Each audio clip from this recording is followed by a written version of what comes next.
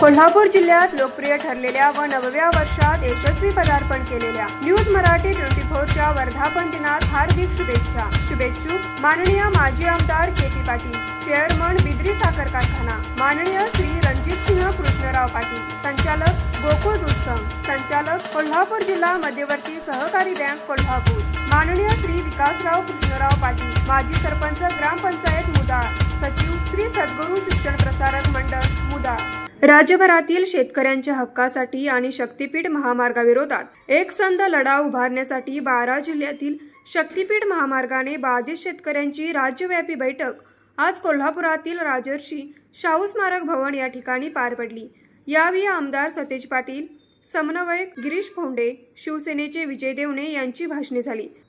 इतर जिल्ह्यातून प्रतिनिधी म्हणून लातूरचे गजेंद्र केळकर, सोलापूरचे विजयकुमार पाटील व गणेश घोडके, धाराशिवचे सुदर्शन पडवळ, परभणीचे शांतिभूषण कचरू मुधोळ, हिंगोलीचे सूरज माळेवार, सांगलीचे घनश्याम नलवडे व उमेश एडके, धाराशिवचे संभाजी फडताडे यांची भाषणे झाली।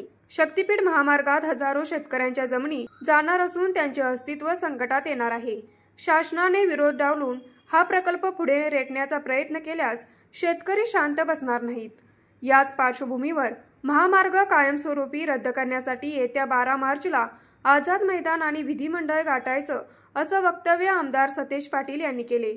यावेळी आमदार जयंत आसगावकर, शिवसेना संपर्क प्रमुख विजय देवणे, गिरीश फोंडे, शिवाजी मगदूम, सर्जेराव देसाई, आनंदा पाटील, विजयकुमार पाटील सोलापूर, गजेंद्र केळकर, शांतिभवन कचवे, संभाजी फरताडे, लालासाहेब शिंदे, बापूराव ढेरे, प्रकाश पाटील, शशिकांत खोत आदी उपस्थित होते।